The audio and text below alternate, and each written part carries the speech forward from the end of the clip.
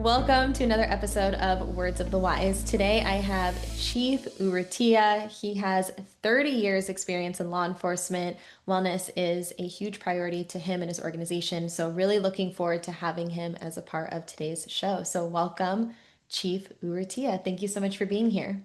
Thank you for the invitation. Of course. No, I'm really looking forward to this. I was first hoping that you could maybe give us a little bit of background. How did you get started in law enforcement? What are some of the highlights that have happened throughout your 30-year career? So I began my career with the El Paso County Sheriff's Office here in Texas. I started as a detention officer, working within one of the two jail facilities there in El Paso. I promoted to a deputy where I served several years in my community, and then as a sergeant. I worked in several sections to include a narcotics division, undercover division, emergency management, patrol supervisor, and then promoted to lieutenant. And as a lieutenant, I attended the FBI National Academy, which really opened my eyes to wellness programs and the different initiatives, not just within the United States, but around the world, since you're with international students. And really made me open my eyes and also start to think about some of the ways we're behind, not just as departments, but as a nation, in taking care of the mental health needs of our police officers and support civilian personnel as well. After that, I was the commander of a patrol division for several years, appointed to oversee the patrol division. I also built up what was called the crisis intervention teams there with the El Paso County Sheriff's Office, building that team from the initial 3 to over 10 deployable teams with 2 sergeants and a lieutenant to be able to handle calls for service that were mental health related within the El Paso community. In the first year of that program, it was really significant because we saw a dramatic reduction in officer-involved uses of forces within the field, well over 30%. So the impact of that is huge to our community, but also to our officers, because that means our officers are not having to put hands on individuals, not having to use less than lethal and sometimes lethal force options, which could have negative mental health outcomes on the officers and their families in the long run after those are used. So those were huge for us, but also being able to provide mental health resources to those officers serving on the crisis intervention team, since we were partners, and the department still is partners with the local mental health authority there in El Paso, Texas, with his emergency health network. After that, I oversaw a 1,100 bed facility as the assistant chief deputy of the El Paso County Sheriff's Office, with over 260 employees and civilians working within that facility. Many high profile inmates were brought into that facility in that border region, transitioning from there to federal courts or waiting trial there within the El Paso community. But you saw the many nuances of mental health needs within the inmate population and the officer population. And within those types of facilities, it's important to have resources for both, because if we're addressing the mental health needs of persons incarcerated in that facility, it's helping the officers on the other ends, because they're not lashing out, they're getting the resources they need, and it's a positive end for the officers as well, because it removes them from mental health related calls, because we have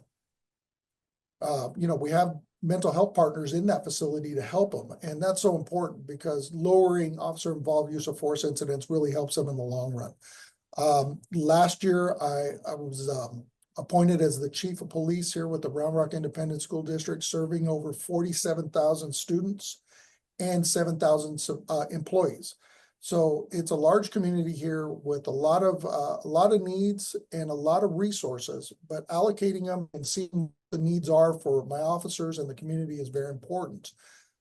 There was an absence of mental health resource availability for the officers. I mean, other than the employee assistance program, there wasn't a whole lot. So one of my first assessments was to bring them into the Texas Peer Network, which is run by the Texas Commission on Law Enforcement, which is a peer app that gives them the availability to reach out for assistance. Completely voluntary, completely anonymous, but bringing something like that that's free, that helps them right out of the, right off the go from me arriving here. Exploring other mental health resources here in the community has been also one of my priorities, but also seeking grant funding Mm. or additional resources for my officers, because healthy officers serve the community better. So we are currently awaiting a grant award for the Lexipol Cortico app, which has some different variations from the Texas Peer Network app. Makes it available to family members as well, not just employees. So that's what really was significant to me. Back in my prior career with the Sheriff's Office in El Paso, we used the Cortico app, and there were several critical incidents in that community where the app was very important, because sometimes, officers are reluctant to ask for help and they struggle. But if that app is anonymous and it's available to them 24 hours a day, and it's available to family members, it makes it so, so much more accessible. Mm. And it's a resource that you didn't have to ask somebody for. It removes that embarrassment they may feel for asking for help. And you should never feel embarrassed to ask for help, because critical incidents affect our first responders just as much as they affect victims. Thank you. Thank you so much for that introduction. I'm like really impressed, honestly. You didn't share some of those things with me when we first talked. So I wanted to kind of dive into some of the things that you said about your crisis intervention team. One of the things that I've heard, and I'm wondering what your opinion is on this, I had heard that, I was having a conversation and someone said, we don't have a homeless problem, we have a drug problem. And then I had a conversation where someone said, we don't necessarily have a drug problem, we have a mental health problem. And a lot of the people within the community are using drugs as a way to cope with mental health issues. And so I'm curious, in your training and creating this crisis intervention team, you said that your use of force has been down and you've been able to interact with the community through some of the mental health crisis that you're seeing within the community. What were some of the tactics and strategies that you used that were able to benefit your team so that you could reduce that use of force and maybe use more effective strategies in communication? So, one of the things was really the training and getting the de-escalation training into the hands of our officers. Yeah. We do a very good job as law enforcement teaching our officers how to use batons and how to use tasers and how to use pressure point control tactics. But how are we teaching them to use their voice? How are we teaching them to use de-escalation methods incorporated with mental health clinicians to help resolve situations in a positive outcome? And that's really what we did. We brought that in with our local mental health authority back home in El Paso, which was huge. We work here with Meadows, with the Meadows Policy Institute, and bringing forth those things. I also served as the co-chair there in El Paso, working on reintroducing those who were incarcerated back into the community, making sure that they had resources, making sure that they had medications, making sure that they had follow-ups to make sure they were successful and they didn't start self-medicating once their mental health medications were no longer available to them. And that's really what you started to see. You would start to see them self-medicating through illegal drugs or through alcohol in order to fill the gaps, because they no longer had access to their medications, or they no longer had access to counseling and various aspects. So bringing that to the forefront is very important. Something as simple as just as the 40-hour block. I'm sorry, we would do 120 hours of training back home in El Paso. So that level of training really is important to make sure that you are equipping an officer to go out there and work with their mental health clinician civilian partner to de-escalate situations, to reduce suicides, to reduce self-harm, to reduce self-medications through illegal substances, but also being available within school systems to help our kids as well, because these things don't just happen overnight. Yeah. They start when individuals are younger. They learn to self-medicate, and that's what they know. And breaking that cycle is very important. Yeah, and I don't think I shared this with you, but my dad was incarcerated for the sale of narcotics. He served a 6-year sentence, and he was also diagnosed bipolar. And so when he was released, he went straight back to using and self-medicating. And so I'm very familiar with that cycle and how that happens. So I appreciate the focus of trying to get the resources to individuals to be successful when they leave and they're released from their sentence.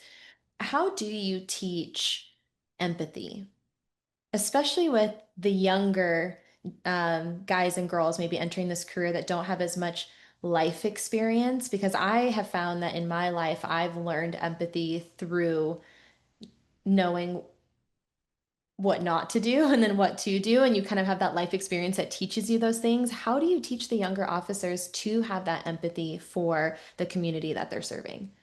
A lot of it does come through exposure and experience. Mm, You just can't, you can talk about empathy, you can talk about relatability, you can talk about community, but not until an officer is there and seeing the struggles of a community, seeing the needs of a community, do you truly understand? So some of the empathy teaches itself mm, through what officers experience, because your upbringing, my upbringing, and a new officer's upbringing are three different perspectives on life. Our families have different needs, different wants, and different values. yeah. But getting them to experience what an impoverished community experiences, a family that is living in a colonia where there's dirt roads, and they have they have the same values as us sometimes, but they don't always have the same means. So, financial means, food insecurity, mental health, being able, something as simple as accessibility to dental Mm, needs is something that a community may need. And being able to understand that and see it changes your perspective, because it was something that may have been accessible to you your entire life, but to this family, it's not. yeah. So, empathy is really taught through experiences out there in the field. You may have grown up in there, so you may bring some of that relatability and that empathy with you, which is positive, which is always a positive, because you want to recruit from within your community. You want to represent your community, and you want to resemble them. Mm, thank you. No, I like that a lot. And I do agree. I think we all have different life experiences, and that's going to shape some of the qualities of who you are and, how you communicate, how you relate. And I do also think that through life experience, you're going to learn more. And I think that's the goal, right? The goal is to always to learn and to grow and to strive to be better. And so having those moments that maybe you can't relate to, but you're willing to learn, how to throughout the trajectory of your career. I wanted to ask you, because this conversation of like work-life balance comes up so much. For you personally, how did you manage that? How did you balance your career and your home life? So, that's always hard. Mm, Uh, especially when you start getting yourself into leadership positions, the demands on you are greater. The your accessibility to your subordinates is greater. You were brought on board to lead. mhm, And part of that in being a leader is accessibility and availability. So you've got to make sure you set the balance. What is the balance? What does the balance look like? What are the needs of your family? Because number one, you may do this career for 25, 35 years. But once this career is done, you're with your family afterwards, mhm, and that is your forever. So finding that balance is something that every family needs to do. Every professional law enforcement officer or agent, whatever you work in, that's something you need to distinguish, because you do see officers struggle in divorce, or you see relationship issues, because of the lack of work-life balance. And I can't tell you I've always gotten it right, but learning from what I did wrong was important too, to make sure I got it right the second time around. mm, And making sure that, I know that didn't work out for me. I know that caused a conflict. Every position I ever took within my career, I always consulted my family prior to taking, mm, because, it's not just me that's serving in that capacity, it's my family as well. It's the hours that it requires of me. It's the extra conversations I've got to have on the phone while I'm at home, that's required that takes away from my family. And making sure that my family is good with me accepting a position prior to me just saying, yes, I'll take it. Right. I would always go home and, have that conversation because there is a strain put on my family. There's a strain put on my wife, on my children. But being there for your children and for your spouse is very important too. I want to say during my career, I rarely missed anything from my children. I made sure I was always there, I was always supportive, and I was always present. Even to the point where I coached both of my sons, athletic teams, to make sure I was there with them. Obligating myself because I wanted to make sure I was with them, spending time with them, and um, making sure that time was allocated for us. I like that you use the word present.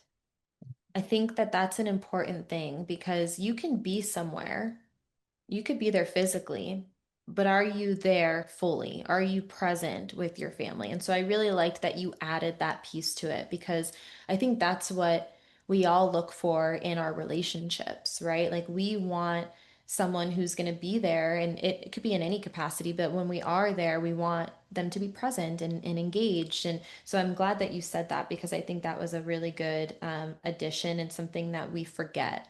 Sometimes I think we think that just because we're there physically, but not fully there mentally, that's enough. And I think that there's an added layer to that to actually be present.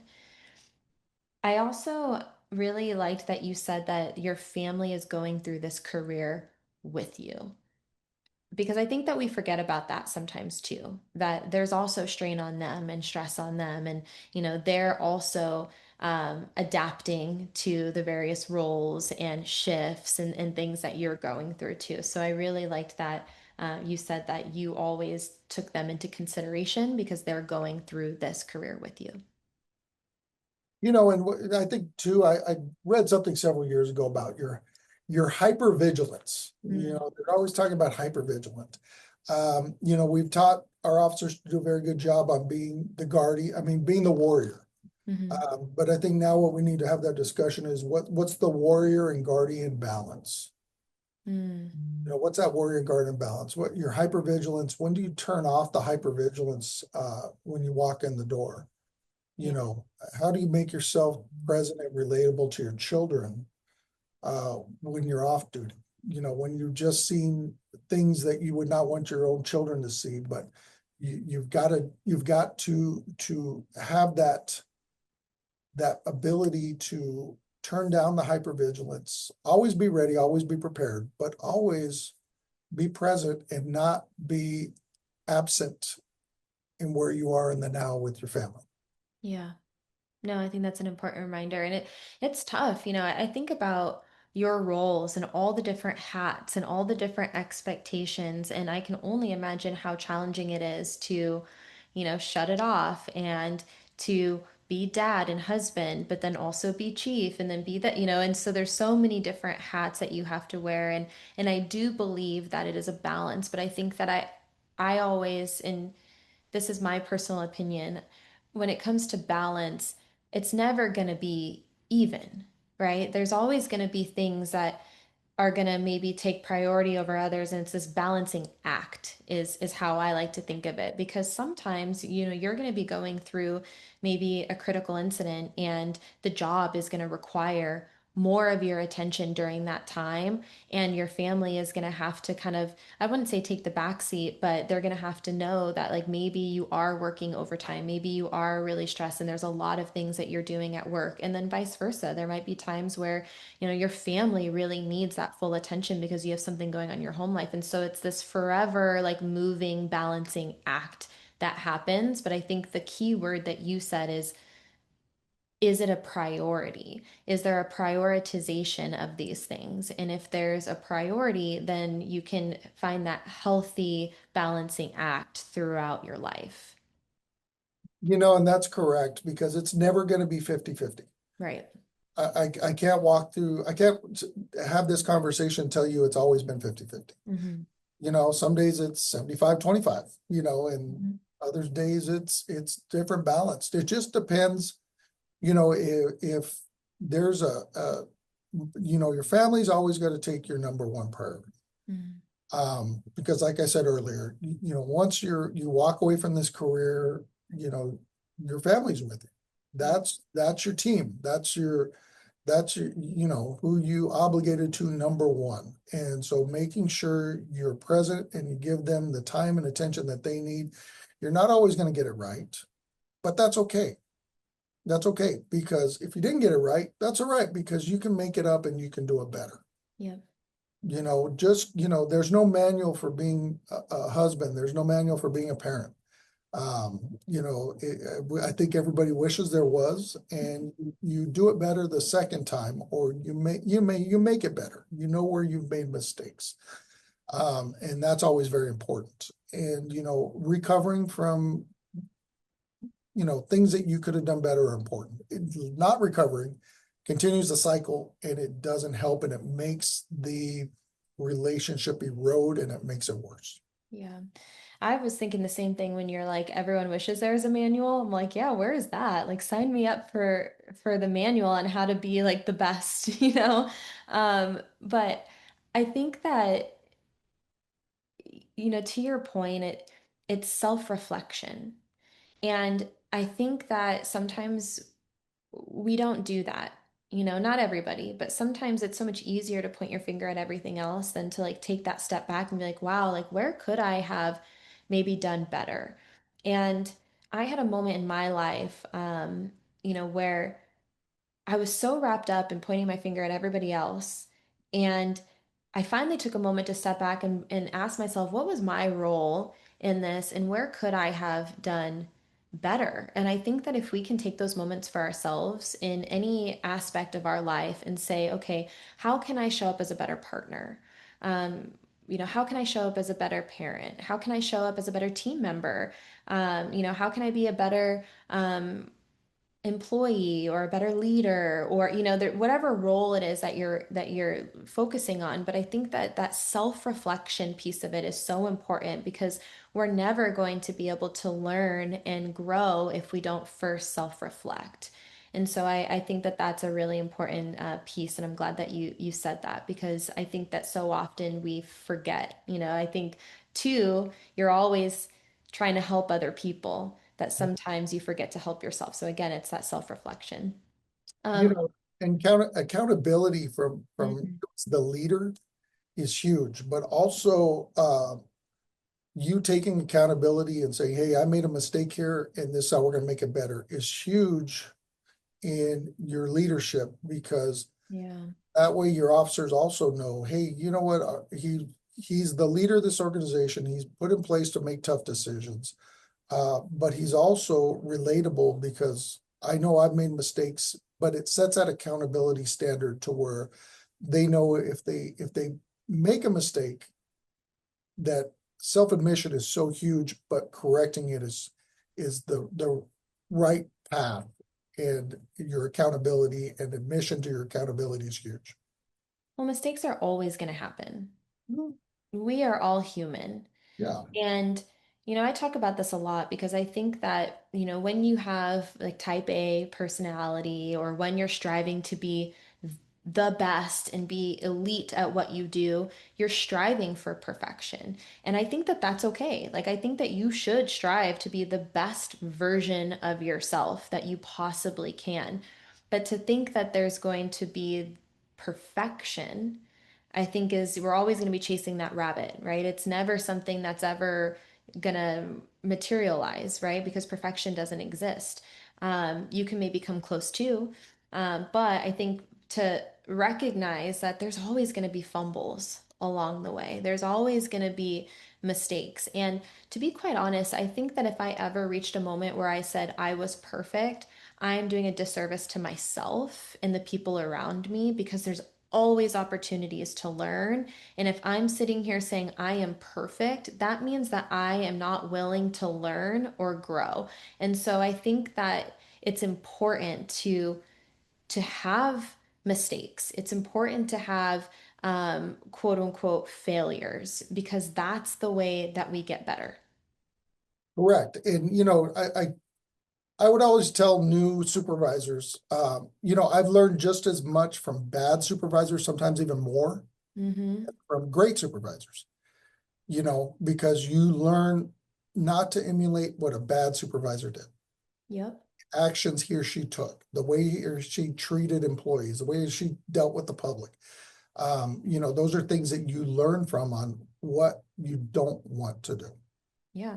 And what a blessing, honestly, Yeah. and no one wants to have a bad leader or, I put it in the context of my personal life, right? Like when I was growing up, I was like, as long as I don't end up like my parents, like we're good, like I know I don't want to be like that. Or, and I always had fear too. I was like, oh, well, like my mom was really not great. And so maybe that means that I would be a bad mom, and then I realized, like, no, that's exactly why I would be a great mom because I have that example of what not to do. And so I think that in a lot of ways, as hard as those things are to have people in your life that disappoint you or make poor decisions or maybe aren't the best, it is a blessing in a way because it teaches you how to be better, and I think that you have to have contrast in life, like in order for you to know what really good is, you have to know what really bad is.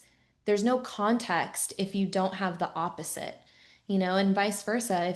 If you don't have something really good, then when you're really bad, you don't understand what good is, and so there has to be that contrast in your life. And to me, I think it's a blessing to have had people in my life that have like really quite honestly sucked, like, and then you're like, okay, like that's my opportunity to learn from them.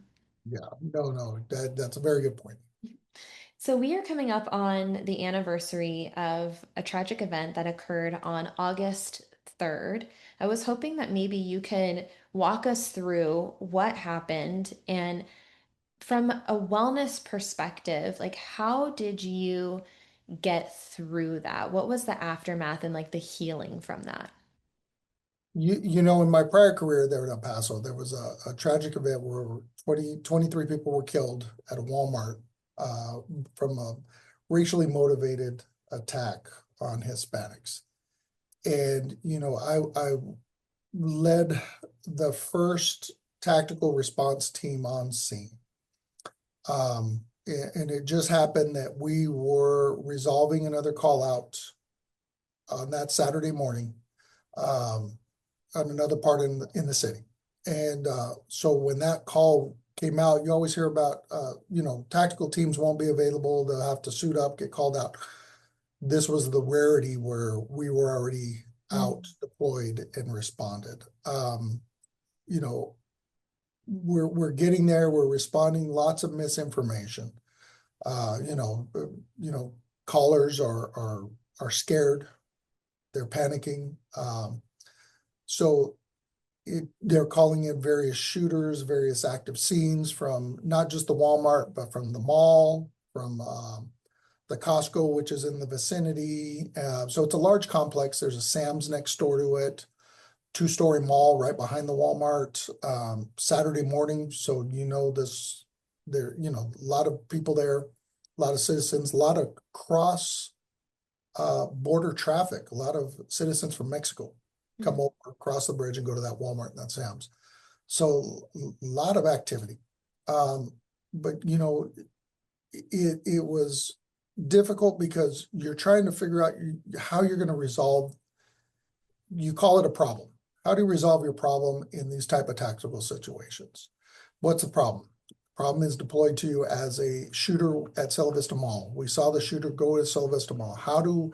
Luckily, we had trained there on several occasions annually with our partners with the El Paso Police Department and their tactical teams. mm, We had just trained there the month prior. So we're very, very up to speed on what the layout looked like, where we could make entry into the mall. That was our number one priority. Luckily it was, a panic call, several calls actually, that the shooter had gone there and the El Paso Police Department had actually taken him into custody while we were searching the mall looking for the mm. shooter. But we didn't know that yet. We still had information that there was possibly other shooters there. So we're evacuating a large mall with the assistance of our law enforcement partners there in the community, uh, not really knowing what to expect. So, once that was resolved and we had worked through that problem, the command center gave us our next problem, which was to the Sam's, which is right next door, the Sam's Club, which is right next door to the Walmart, which was, clearing that and getting those civilians out, finding it, and then also screening for possible witnesses. So we resolved that. But, it's a critical incident because right next door to it, less than 20 yards from where we're working and resolving our problem and serving our community, making sure that people are safe, there's no more shooters, that nobody is losing their life or getting hurt. There's over 20 people that have lost their lives. And having the gravity of that situation affect your officers and the leadership and the community as a whole, it is a large task. And it's not just the then and there. It's how do the officers recover afterwards? Your civilian evidence technicians that are assisting, your detectives, how do you lead employees out of that? And that's always tough to do. Yeah. Because you're dealing with your own struggles from having to deploy to that and the possibility that your teams may have to take action. And those are your decisions as a leader. Those are your choices. You're putting them in that position. You're putting them in harm's way. And you've got to one, be okay with it, but they've got to be okay with it as well, because that's their job assignment. And dealing with that, but also dealing with afterwards. How do we recover from this? How do the officers recover? How do we keep them healthy and moving forward? And your presence through that is very important. Very important. You as a leader, they need to see you. They need to hear from you. They need to know that you are offering them resources. And I spoke earlier about having those apps on your phones. Yeah. I would always have the app downloaded on my phone, because I would like to walk in and say, look, here's my phone apps right here. I have it too, Yeah. and so that way they'll be like, oh, if it helped two or three of them download the app and seek help, that's great. That's great. Because me as a leader, I'm going to show them, I'm going to have it, I'm going to use it, and I'm going to reach out if I need. But, just your words and your visibility and your presence is so huge after a critical incident to help them move forward. Yeah. Well, I think it's a twofold thing. One, I do agree that it's important to have resources. It's important to show that it's okay to reach for those resources. But I also think what you said, and maybe you didn't realize that you said it, was it's also important for you in leadership to take care of yourself. Like, yes, it's important to show that you're taking care of yourself, but I think sometimes leadership forgets that too, right? It's like you're so focused on leading and taking care of everybody else, but to take a step back and say, hey, to everyone, I'm going to use this. It's okay for you to use it, but then for you to also use it so that you're making sure that you're taking care of you as a leader. Yeah, correct. And there's different levels to what everybody's doing in their career. The different role responsibilities, different obligations. Um, me coming up within a large organization, it was great because I had experiences in various roles. Yeah. So, nothing like that, nothing prepares you for an incident like that. There's no way. Um, but how do you learn? How do you gather information quickly to help your employees and help yourself? Because I can show up to work, but if I'm not in the right mindset, I'm no good to anybody. Right. I'm just there. And that's part of it, because part of it coming out of something like that is being there. And you're not going to be 100% every single day, but you've got to have a game plan for yourself to keep yourself in the game. 100%. And I know that now stepping into this role, you had talked about this before, that when you stepped into your existing role, that there really wasn't a lot of wellness resources. And so that's been something that's been a priority to you, getting apps up and running, peer support, training. I wanted to ask you, one, how did you coming into a new organization that maybe didn't have previously have these resources, how did you encourage that buy-in and the receptiveness to these things? And what do you think is maybe one of the most overlooked wellness pillars, if you will? You know, the buy-in is always ongoing. Hmm. It's not a one-time buy-in. Uh, Mm. I can never say that. I can't walk in there and show you that I downloaded the app and, it's all great. No, buy-in is always ongoing because officers, yourself, you will always go through different challenges in your career that have different needs and wants from you. So the buy-in never stops because you may think, oh, that's only for mental health. It's not only for mental health, it's for your financial wellness also, Hmm. because officers find themselves struggling financially as well.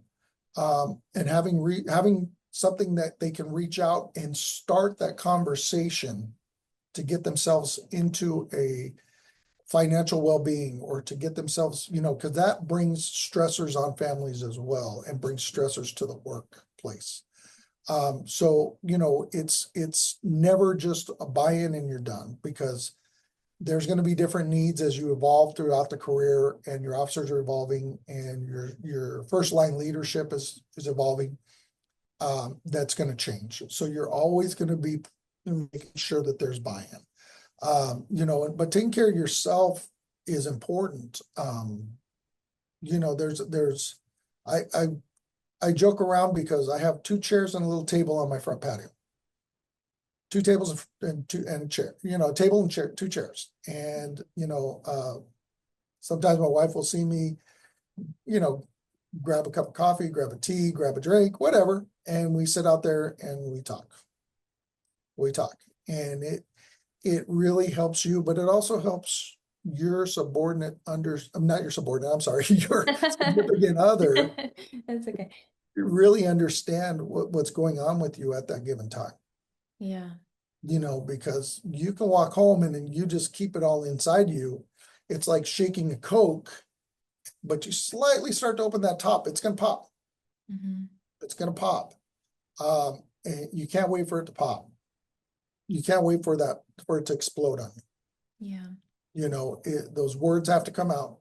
You know, if it's not your significant other, it's a mentor, it's a friend, it's somebody.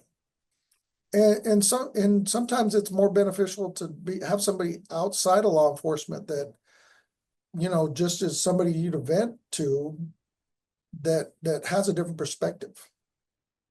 We can all relate to each other within this field, but having somebody that may not, you know, totally relate, but is a different ear and gives you a different perspective is important too. So I've had mentors in my career and I still have people that, leaders that have retired that I still reach out to and ask advice or I'll, lean on them in decisions I make or things that I've gone through.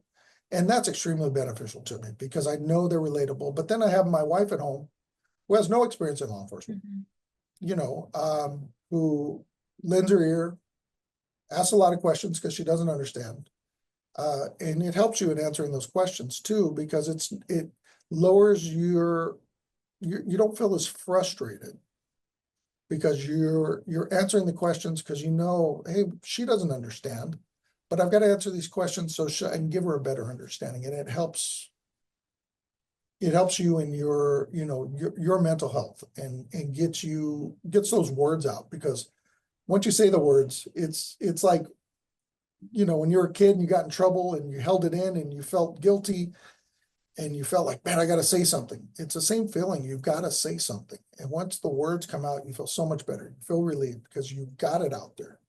Yeah. You know, Somebody knows what you're going through.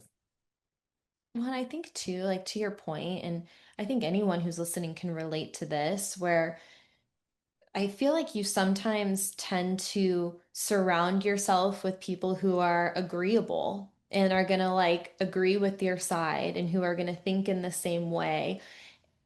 But then when you step out of that kind of circle and that comfort zone, sometimes you have people that call you out, and they're like, hey, like, I'm not going to agree with you. Like, I'm going to show you this blind spot that maybe like no one else is going to tell you. And I appreciate that so much that when you have someone with a different perspective who is an outside looking into what you're doing to kind of keep you in check a little bit. So I think that it's good to have, people who are going to support you and maybe see the same things, but then how can you also have people that are going to challenge you a little bit and see a different perspective? Because again, it goes back to what we talked about earlier of like learning and evolving and growing. And I've definitely have times in my life where I intentionally surrounded myself with people who were not going to call me out on my flaws and my BS and my mistakes, and that was by nature. I did that on purpose because I didn't want people to like point out my flaws. But then when you do have someone do it and have you put you in check, then you're almost forced to like have that introspection and then make some more positive changes for yourself.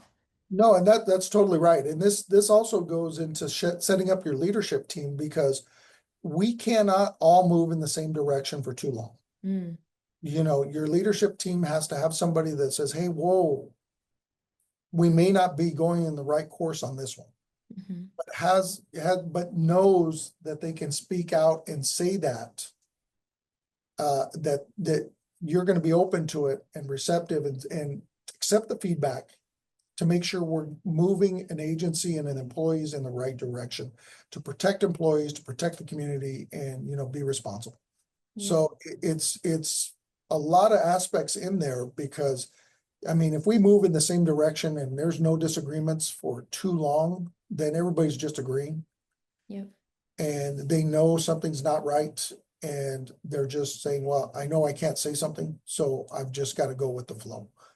Mm, And that's not all right because you want people in there that want to give you opinions, that have facts to support it and set us all in the right directions. Because just because you're the leader doesn't mean you're always right all the time. It doesn't mean you're right 50% of the time. You've got to have people that help keep you on course, help keep the boat going in the direction it needs to go. Yeah, and you have to be open-minded and receptive to to those things, right? And the one Mhm. thing I really appreciated that you were saying earlier, and you said it just now too, is that there isn't a destination to this, right? It's like forever evolving. And if you can have that mindset, like even when you said the buy-in or, in the context of leadership, it's like there's there's always this evolution of what's going to happen, whether it's wellness or your home life or whatever, right? And so having that idea that like you have the ability to adapt and learn and grow and that it's not a one time thing, it's not a one size fits all, it's the journey. Correct. And the demands of communities have been placed on us like never before. Mhm. To be receptive, to be open to listen, to be involved with them. So that's a huge aspect of it too as a leader, because your community wants to be heard. Yeah. And when you see law enforcement leaders and organizations fail, is because they're not listening to their communities, and it's causing that strain, which can be emotionally challenging for you and your officers as well. Yeah. There's one thing that came up in my head that I wrote down, and I think this really encompasses a lot of the things that we talked about today, that everything is interconnected. And there's so much power in communication, right? You said communicating with your family, communicating with your team, communicating with your community, and how all of these different wellness resources and pillars are also all intertwined and connected. The mental health, the physical health, the financial health, they all relate to each other in creating more of that whole picture of the individual and the resources that they need. And then when they have those resources, when they are able to communicate, have a home life balance, have financial wellness, mental wellness, physical wellness, then they're going to show up in their communities better and they're going to have those skills to be able to communicate with the community and show up for them in a present and effective way. And then vice versa, the community is now going to feel heard and valued. And then they're going to show up in a maybe more positive way that's also going to impact the wellness of everybody. And so it's this like full circle moment that I was like, wow, everything that we talked about was so interconnected. And I loved the conversation today about having an open mind and a willingness to be able to evolve and learn and adapt. What words of wisdom would you share with someone who is earlier in their career? You know, maybe something that you wish you would have known earlier or something that's helped you along the way. Never be afraid of change, um, and never stop learning. Mm, As law enforcement, we are very reluctant to change. We're creatures of habit. We don't like to change, but never be afraid of it. Change brings positive outcomes. Change brings positive relationships within your personal life and within your professional life. But never stop learning. The second you think I've learned it all, you're not evolving. yeah. And I entered this career with a high school diploma, and I now have a master's degree. I applied for advanced leadership schools to make myself a better leader, first for the people I worked with, the community, and then myself.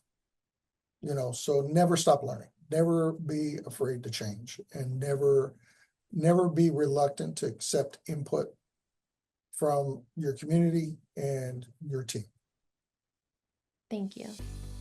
Thank you for your time. I appreciate you coming here today and I really enjoyed our conversation. So thank you. No, thank you. I appreciate it. I look forward to what you send over to me. Sounds good. We'll talk soon. All right. Thank you.